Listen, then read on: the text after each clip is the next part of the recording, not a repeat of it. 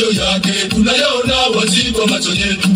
Tunaridhika na kujiona tunafanya sisi kwa nguvu na akili zetu, tunasahau ya kwamba hizi ni neema.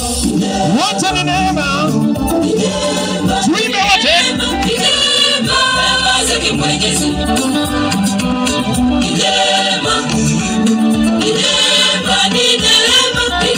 Neema zake Mwenyezi Mungu.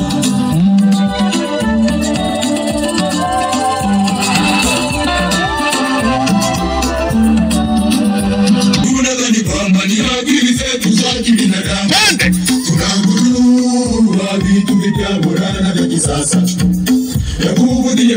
Teknolojia yetu imekuwa wapendwa. Ni neema. Neema zake Mwenyezi Mungu.